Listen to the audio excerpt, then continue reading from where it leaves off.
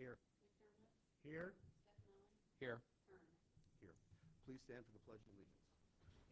I pledge allegiance to the flag of the United States of America and to the republic for which it stands, one nation, under God, indivisible, with liberty and justice for all. I think Mr. Brad Cole has something he needs to say before we get started, I think. Please, sir. Thank you, Mayor. I'm Brad Cole, Executive Director of the Illinois Municipal League. The City of Oglesby did conduct a closed session discussion in accordance with an exception under the Open Meetings Act, statutory citation of 5 ILCS 122C16. It allows for discussion of practices and procedures, professional ethics, and self-evaluation of the public body. I participated in that discussion. There was no action taken at that discussion, and there's no action to take as a result of that discussion in open session. Thank you, Mayor. Thank you, sir. Appreciate your time today, too. Okay, first up, number 6 I have here is public comment on agenda items only. Seeing that there are none, we'll move on to number 7. Approved minutes from the December 18th, 2023 City Council meeting. Any discussions, additions, or recommendations? If there are none, if I can get a motion to approve. I'd like to make a motion that we approve the minutes of the December 18th, 2023 council city meeting. Second. Roll call, please. Aldridge, Aye. Udis, Aye. McDermott, Aye. Stefani, Aye. Kern. Aye. Number 8, approved bills as presented for payment in the amount of $113,395.86. If there's no additions or recommendations, if I can get a motion to approve. I'll make a motion to approve the bills. Second. Roll call, please. Aldridge, Aye. Udis, Aye. McDermott, Aye. Stefani, Aye. Kern. Aye. Number 9, approve December 22nd, 2023 payroll in the amount of $110,631.06. If there's no additions or changes, or if I can get a recommendation to approve. I'll make a motion to approve the payroll. I'll second that. Roll call, please. Aldridge, Aye. Udis, Aye. McDermott, Aye. Stefani, Aye. Kern. Aye. Number 10, place on file recommendations from the Plan Commission. Stefanelli. Pat, since you were there, did you want to talk about the Bellino request? We can. So the Bellinos requested the vacation of a street that divides 2 of their parcels, Watson. The Plan Commission entertained that at a meeting in December the 20th, was it? Yes. And unanimously recommended the vacation of that portion of the street that falls between their 2 parcels. I'm good with that. Unless there's any discussion, I would make a motion.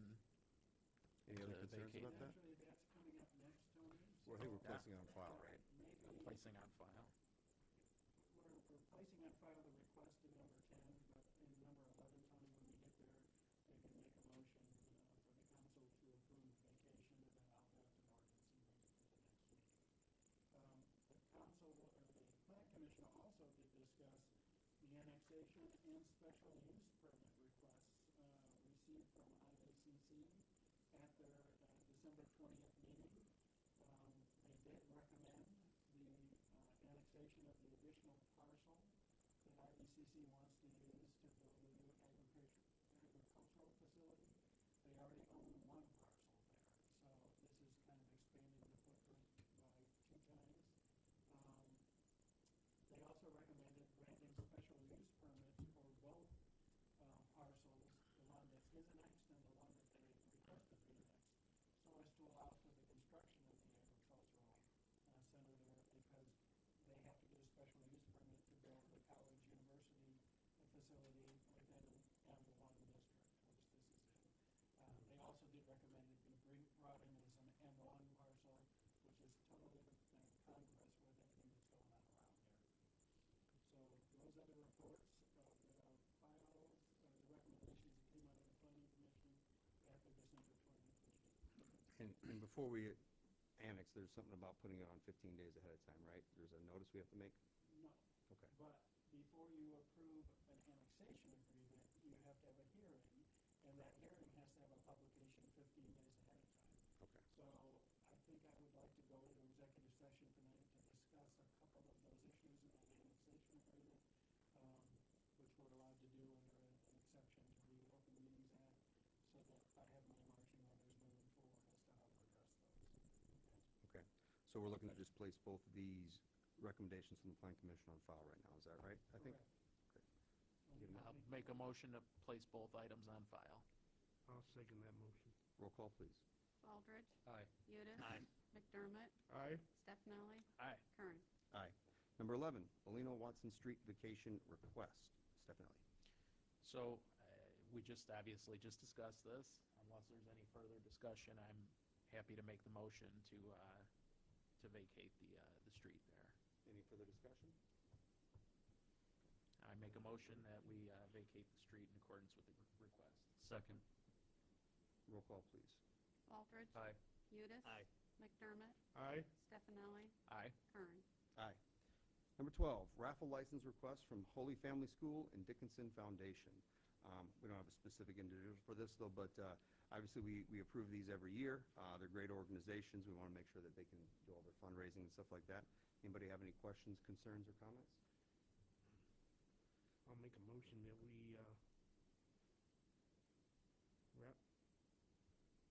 allow their request for a raffle license for Holy Family School and Dickinson Foundation. To approve the, To approve, yes. Second. roll call, please. Baldridge. Aye. Udis. Aye. McDermott. Aye. Stefani. Aye. Kern. Aye. Number 13, FOP Memorandum of Understanding, Maternity Leave and Light Duty. Udis. Yeah, so this has been talked about several meetings prior. It would give the FOP the same benefit that we put in our personnel policy that we recently passed. Our lawyer did come back with a couple of changes they wanted to see in the language, so I'm comfortable moving forward with that. The council agrees as long as we include that language that our labor attorney said should be changed. Anybody else have any comments on that? I have a couple comments. I won't get into the whole thing again. Obviously, I know at the last meeting I put my feelings out there that I'm not a fan of the MOU because we're mid-contract. I don't think that's a wise thing. We did get some feedback from the labor attorney that had some recommended changes to the language, but there's a couple excerpts that I wanted to be able to read off what he said that I thought was important. If it had not been offered and accepted, I'd fully agree tactically it's best not to give benefits mid-contract without getting something in return, such as acceptance of an economic package. The union in successor negotiations will place little value to it, knowing the city has provided the benefit to other employees. The assumption will be that the benefit is a given going into negotiations. I agree that it's preferred to offer additional benefits in exchange for something whenever possible. This is best done during successor contract negotiations. Giving benefits mid-term is generally done where the employer believes it is appropriate to provide the benefit to all employees and not just the non-union employees.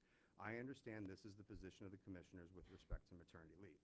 So, again, that's what I've been saying on it. I'm not against maternity leave or even paternity leave. My argument is that this is an item of collective bargaining, and I really think it should be something that we do at the negotiating table. But that's just If my I two may, cents. Mayor, I'd like to put on the record the last email that was sent to you after you were trying to get some more information out of our labor attorney. And he says, Mayor Kern, I gave my general comments in an email on December 19th at 7:29. I agree that it's preferred to offer additional benefits in exchange for something whenever possible. This is best done during successor contract negotiations. Giving benefits midterm is generally done where the employer believes it is appropriate to provide the benefit to all employees and not just the non-union employees. I understand this is the position of the commissioners with respect to maternity leave. Once given to the non-union employees by policy, there will be an expectation among the union employees that they are too entitled to that benefit. So there was a little bit more to it than what you There is. mentioned in your. There's a couple more paragraphs in the last one too, but I just want to give a couple items there. So that's my only 2 cents on it. I've said my piece, but the majority obviously decides. Anybody else have any feedback or comments or questions, concerns? In that case, if you want to make a motion. I will make a motion that we move forward with the MOU with the changes in subsection C that our labor attorney suggested. Second. Roll call, please. Baldridge. Aye. Udis. Aye. McDermott. Aye. Stefani. Aye. Kern. No. Number 14, old business. Public Access Counselor ruling on allegation of Open Meetings Act violation. Stefanelli. Okay, so we got a final determination back from the Attorney General's office. I know in previous meetings it was on the agenda because the council had to allow our city attorney to address it. So at this point, because their investigation is now concluded, it came back that we did not violate the Open Meetings Act. This would be a time where if there's any discussion to be had about it, it could be had here. I'm happy to put up the original letter and then the final determination letter in an effort of transparency so that people can see exactly what it was. Any questions, concerns about that? And just so the public understands, this was one of those things that whenever there's something pending or something going on, that it's improper for us to discuss it while there's an investigation going on.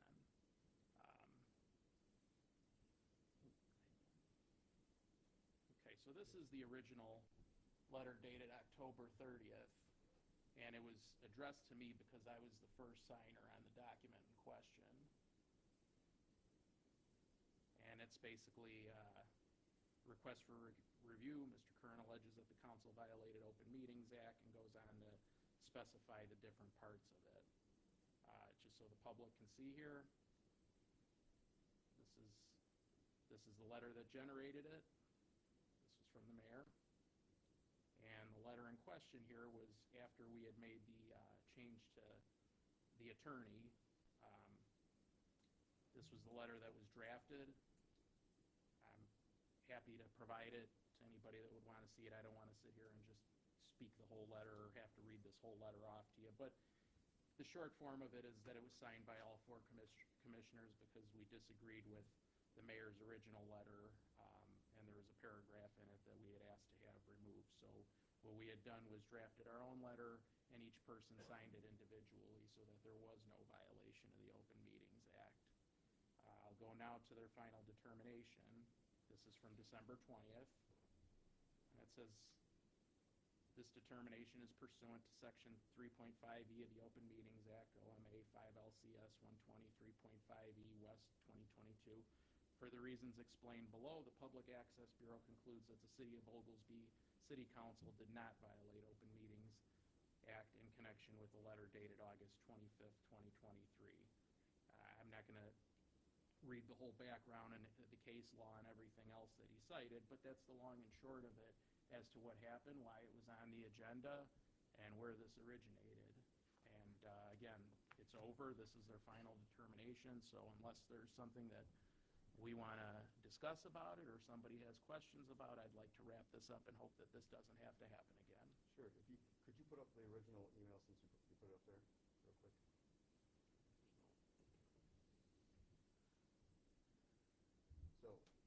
So since we're talking about it, basically what happened was there was a letter that was drafted and signed by four commissioners, and I became aware of it after the fact, and the public was never aware of it. So I took it upon myself to reach out to the Public Access Counselor.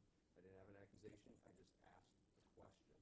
Apparently, just so everybody knows, even asking a question with the Public Access Counselor constitutes an allegation. So that's what launched a question, because I just basically asked, hey, can four commissioners sign a document on official letterhead, send it off, and the public not aware of it? Is that a problem? Apparently, that's legal. So I think we got the answer to that. Well, not only did we get the answer, but I think this could be avoided. I think, there was conversation. I'm not going to put every single email chain up there, but there was conversation amongst us before that letter went out when you had requested for a peer review.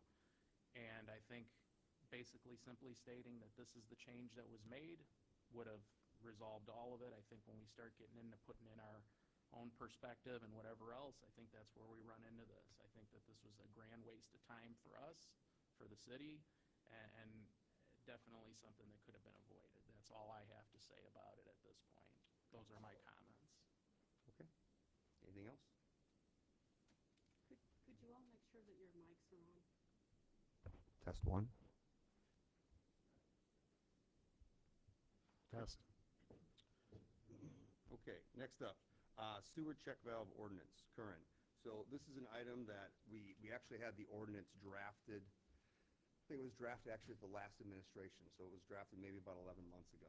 Obviously, we didn't put it in the last administration with the election, then we talked about it a couple times after our first couple months, and then we got busy with a lot of other things. So we did make a motion about 4 months ago to table it until the first meeting of, I actually don't know if we tabled it to the first meeting of January, but I think we tabled it to the beginning of the next year. So here we are at our first meeting. Are we ready to discuss this one, talk about the options, because Well, this is a benefit? I'd like to say that there's more information that we need to get on this. I know we said we'd discuss it in January, but all the information isn't in on it, and still trying to gather up some things.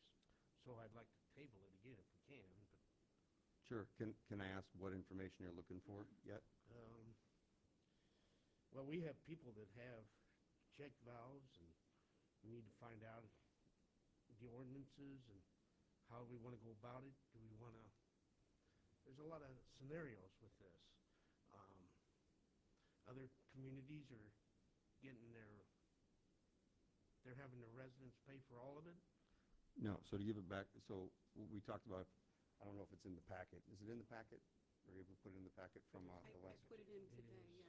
Okay, Yes. so if you, It's on the bottom. if all of it's in there, you'll look at, this originally came in from LaSalle. LaSalle had an example of this. They give $10,000 credit for all of their residents.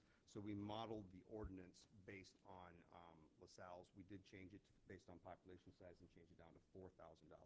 Because the estimated amount for a sewer check valve to be installed at somebody's expense was approximately, I want to say it could be up to, so it's 4,000, go up to. So that would mean that we would pay up, up to 50% of it, because it is a permanent improvement on somebody's home. So this is something that we've talked about. It's not required to be done, but it's a benefit that can help out some of the people that have had some about the worst things that can happen to their home, actually. So But now correct me if I'm wrong, but when we brought this up, we were talking like $2,000 per year. $4,000 per year, max benefit of up to $2,000 per resident is what we discussed. Right, that would be about 2 residents. Correct. If they maximized it, yeah. Yeah. And because There's a lot of issues that we gotta make sure that we cross our T's and dot our I's. Okay. I think it's too soon to get this voted in right now. I wanna get everything gathered up, make sure we go the right direction on this, Okay. okay? I appreciate you putting it on the agenda, but Well, it's because I certain wanna be residents, prepared. there's been about 4 residents I that's know. reached out that they wanted to get this done, and so we could talk about it. So that's why I just want to make sure we're at least discussing it and How moving would you forward. determine which 2 residents would be able to receive that? Well, If that's you look- part of the issue. If you look at the way The it's ordinance listed, says, I think, first Yeah, in, First, first out. first come, first Yeah. served. 2 people that are pretty upset and waiting Mhm. for Yeah. another year or so. well, so one of the other problems with it is because we did this, the original wording of the ordinance was done up about 11 months ago. So one of the problems is, I think it also says in there, it has to be somebody that's had a problem within 2 years. Some of those, because there's so much time, some of those residents, it might have been longer than 2 years since they've had this issue. So, See, that's another thing too. Now, we've already had people that approached you with issues. Now, do they automatically, would they get this? There's a lot of it that needs to be clarified. I think we probably need to Probably review. a form that would, Application a process. form that would have to be That's- filled out, an that's what application I'm process, a review looking at. process. If we can maybe table this until the next meeting and get everything written Okay. up. So I will say, hopefully everything's in the packet there, because there is quite a bit of information. There's the original LaSalle has a one-sheet explanation of it, then they have their original ordinance, and then we had our original ordinance. Is there a reason why we're just going with LaSalle? I'm sure there's other municipalities having the same issue. I think we looked at a couple, but that was the one that we liked the best when we initially talked about it with the last council. It was actually the city of LaSalle's engineer that reached out to me, that talked, we had a long, again, now we're going back a year and a half ago. It was a long, detailed conversation, and at that time, the council did decide to draft the ordinance at least so we could look at it, and then, obviously, the ordinance didn't get drafted until February, and then, election season, and nobody touched it. Well, if, I would like to make a motion that we table this until, let's. Anybody else have any at least the next questions, comments on meeting. that for? Okay, Nobody Second. objects. roll call, please. All right. Baldridge. Aye. Udis. Aye. McDermott. Aye. Stefani. Aye. Kern. Aye. All right, next up is Open Meetings Act definition of minutes, 5 ILCS 120. So last meeting, there was somebody that put something up about minutes when it came to Robert's Rules of Order. And one of the things I didn't like about that is Robert's Rules of Order is very generic. And we don't follow Robert's Rules of Order when it comes to something that supersedes that. And this is the point I want to try to make. And the reason I'm bringing it up, I know we're past minutes and everything now, but I wanted to bring it up because it was talked about last time. The key I was trying to make is a summary of discussion of all matters proposed, deliberated, or decided, and a record of any votes taken. So that was my whole argument in the first place, that we need to have a more detailed summary on our minutes, at least the minimum requirements. Granted, we have been doing that now for the last couple months, so as far as I'm concerned, it's a dead issue, but I want to bring it up since it was thrown up on the screen last time. Any comments, questions on that? Anybody like to add anything? Yeah, I'd like to add something. So it was thrown up on the screen because we had the previous mayor coming up here accusing us of a lack of transparency, and I don't think that's the case at all. We received confirmation that these minutes are supposed to be a portrayal of what happened, not necessarily everybody's quotes or a verbatim discussion to be transcribed there. I think it's unfair to the clerk. I think she's done more minutes than any of us that sit up here. And I'd be happy to yield the remainder of my time to the clerk if she wants to speak on it. And I think she gave you her answer. In all fairness, Becky, I just don't think that your minutes should be scrutinized. If there's something that you missed, because we're all humans and we all make mistakes, if there's something that you missed, like I said when we started talking about this back in August, this is the spot where it gets taken care of. This is where somebody could say, hey, you know what? There's something missing here. I had motioned for this, or I had done that, or there's something that isn't factual. This is where it gets taken care of. That's what I stated then. That's my opinion now. And again, I think it's unfair to you that you've had to deal with this. So again, I'm willing to yield the remainder of my time, the rest of the other 3 minutes that I have left here. You have no limit on time. 5 minutes apiece. I don't think that applies to council members. If that's the case, then we could go on forever. I think 5 minutes was kind of what we agreed to, Okay. so that we wouldn't have endless discussion. Anybody else? Well, I think we discussed that in our 5 ILCS 1202 C16, our evaluation. Just keep it to the facts and keep it simple. We're not trying to drive a narrative here. No, it's done. Okay. All right. Next item, number 15, new business. I believe I yielded Oh, I'm sorry. time to the clerks, though. Did you have something else? I'm sorry. I apologize. No, I believe that it was covered in our session beforehand, and I feel vindicated. So I'm good. Thank All you. right. Thank you. All right, number 15, new business, board vacancies. Actually, we have 3 vacancies on our board, and 1 needs to be a new appointment. So the board vacancies are, we have Police Pension Board, Plan Commission, and Ambulance Board. And for IVRD, we have our sitting member, Commissioner Udis, is unable to make those meetings anymore. So I need to appoint for vacancies to Police Pension Board, Laura Hine, Ambulance Board, Tony Franzen, Plan Commission, Bev's Sons, and for the one that's not a vacancy necessarily, but we need to approve, is for IVRD to be Commissioner McDermott. I'm good with the Commissioner McDermott one, because one of us has to fill that role. As far as the rest of them, I think I would still prefer for us to have discussion about it, because these are names that you had proposed, but I think there's another one that I know of that's on the table that I do think he would do a good job. So I think And before we maybe put that this, should be in closed session. and I believe that's probably a closed session item.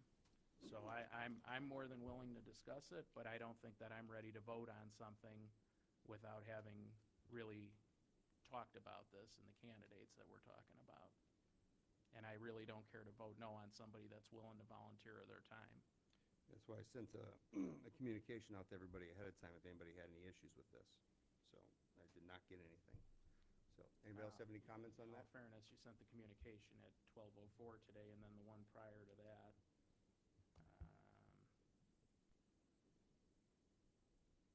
That's what I have. I sent it out looking for names, I think, the week before.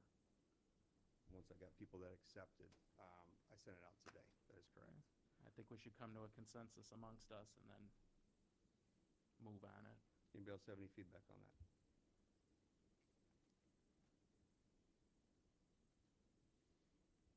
If not, I'll make a motion that Commissioner McDermott be placed as the co-representative for the IVRD board. Second. Okay. We can do that vote. Roll call on that? Baldridge. Aye. Udis. Aye. McDermott. Aye. Stefani. Aye. Kern. Aye. Okay. As far as the other three, are you saying we should table that for now until we go into closed session to talk about that in a little bit more detail? I believe so. I believe that'd be appropriate. So I'll make a motion to table. I'll second that motion. Roll call. Baldridge. Aye. Udis. Aye. McDermott. Aye. Stefani. Aye. Kern. Abstain.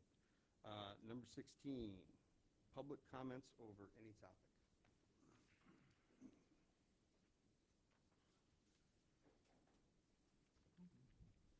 Drew Merriman, and my subject tonight is kind of going to pick up where I left off, which was last week about the schizophrenic.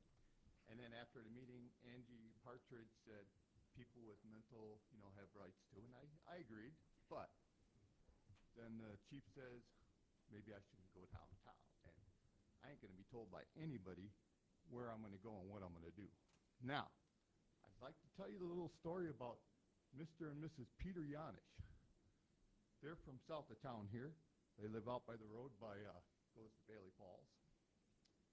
And, let's not worry about paranoid schizophrenics. Okay. Well, their daughter was working down in New Orleans and had befriended this man who was released by the Texas Mental Board. He's good to go. Yeah. So I don't know how he ended up in New Orleans, but she befriended him. He was living with her. She was working at this big club down there, and they actually let people live there. So she doesn't come down for work one day.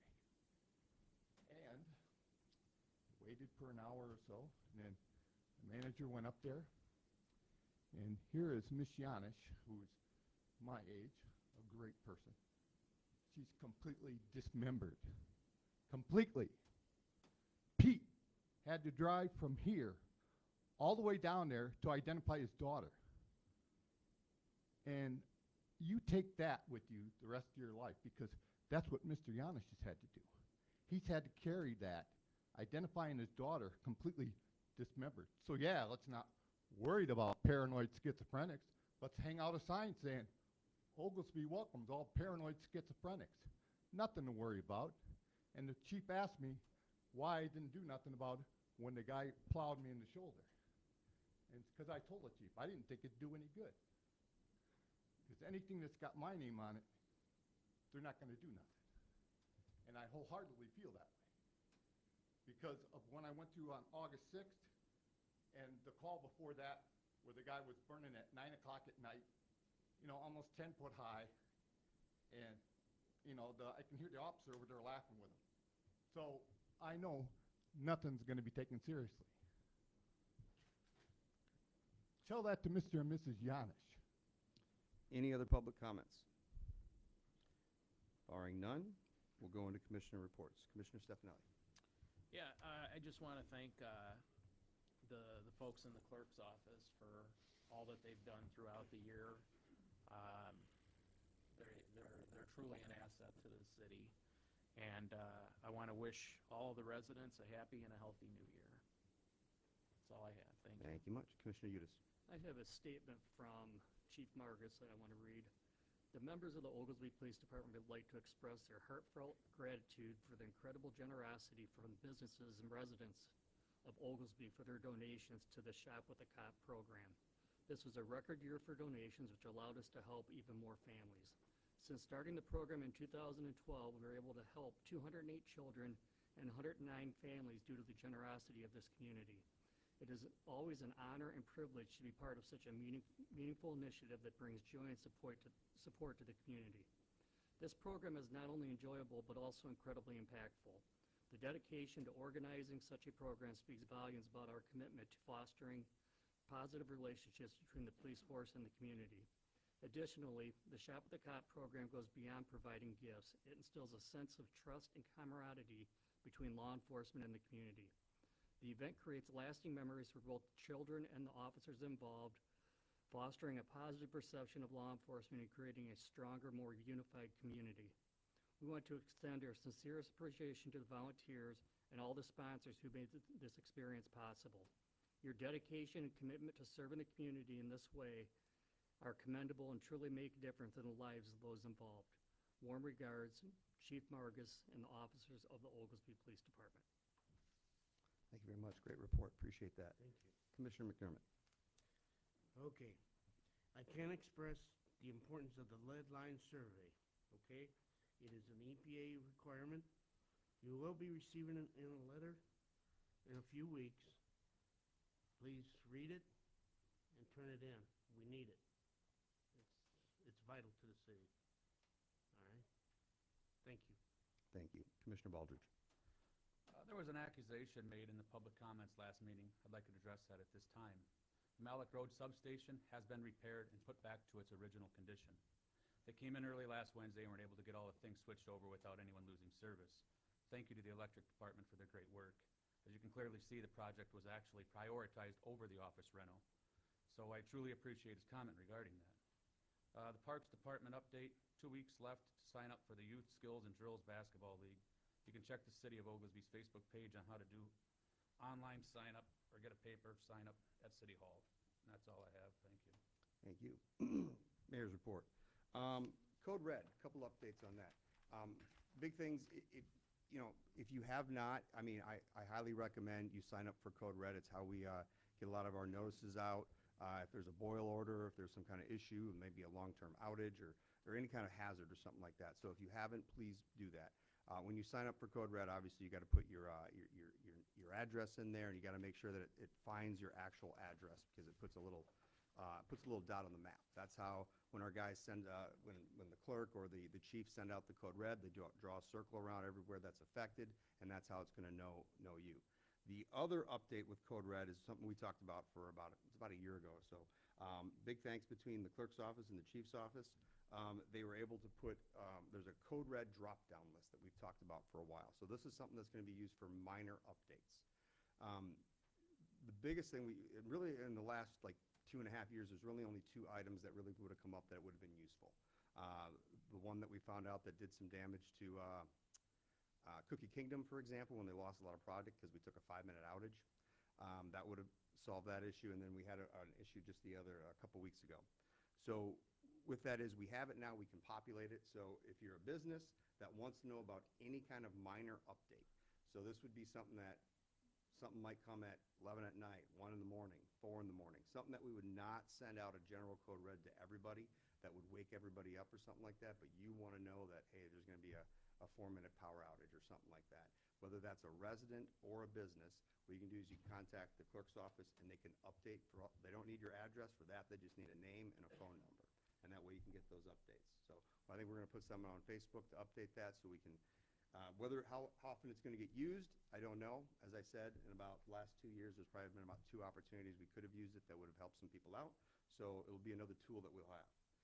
Next thing is, I gave a summary last meeting of all the things that we did that were great last year.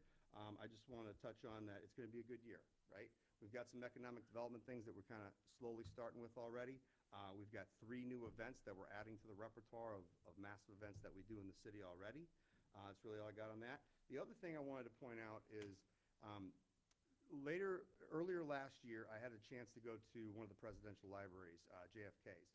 And everybody knows his probably most famous quote, right? Which is, ask not what your country can do for you, but do your country, do for your country. That's the famous one everybody knows about. But I found one that I had never heard about before, and I'd like to read it. I cannot believe this was given 62 years ago.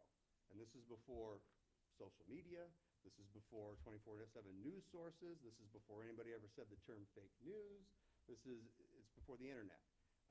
He gave this in a commencement address at Yale. It's a little bit long, so. The great enemy of truth is often not the deliberate, contrived, and dishonest, but the myth, persistent, persuasive, and unrealistic. Too often we hold fast to the cliches of our forebears. We subject all facts to a prefabricated set of interpretations. And here's the last part that's key. We enjoy the comfort of opinion without the discomfort of thought. When I heard that, I've never heard that before. And to me, that meant a lot. A lot of times, you know, I truly believe in us being kind and nice and respectful to each other. And for the most part, that'll take us pretty far. But at the end of the day, there will be times that we're not going to see eye to eye and agree. And kind and respectful doesn't carry it forward anymore. I think when we need to do that, we need to be honest in our words and our actions, and have better open communication. So I'm hoping that the next year that we have, we're going to do that, have honest communication, open communication, and keep doing the good things that we got to do. With that, I think we are going into executive session for a few items here. So let me see if I can get what is this one here? For the operation by a municipality of a municipal utility of the operation of a municipal power agency or municipal natural gas agency when the discussion involves contracts relating to the purchase, sale, or delivery of electricity or natural gas. There's a whole bunch of other stuff there. That's the one that So applies. that is 5 ILCS 120C23. Number 23. And the other one is the appointment, employment, compensation, discipline, performance, or dismissal of a specific employee or legal counsel for the public body. Unless there's anything else somebody else has to add to that, if I can get a motion to go into executive session. I'll make a motion. I'll second that motion. Roll call, please. Baldridge. Aye. Udis. Aye. McDermott. Aye. Stefani. Aye. Kern. Aye. And Becky, the number for Jason's request is 5 ILCS 120C1. Do we have to say which You should. item they are, Yes, numbers? you should. Okay. I'll get a cheat sheet for the next one for that. Thank you. There's no pending actions after executive session for anything. So thank you, everybody. Do a roll. Would you do a roll, Beth? For the Do I vote? do executive Yeah, session? she did. The vote I did. Yeah, she did. I'm sorry, I was looking at numbers. That's okay. Thank you, Rich. I just need to bring you along with me. Remarkably better, Jay. It's incredible. Yeah, you must be getting paid No, pretty good. she broke her hip. So, I'm not gonna bore you with this. This is what she looked like when Mary Jo and I went up to see her on Thursday. And we didn't think she'd make it till Christmas. So this was on Thursday. This was on, yeah, that was on Thursday. And Mary Jo and I came home, I mean, she was not responsive at all, and we came home and said, she won't make it till Christmas, you know? She did. So, we go back 2 days later, Jay. And they had brought her food tray in, and I started feeding her lunch, because she hadn't eaten in over a week. She wouldn't eat. She was just shutting down. And she said, well, give me that gut cheese. I'll eat it.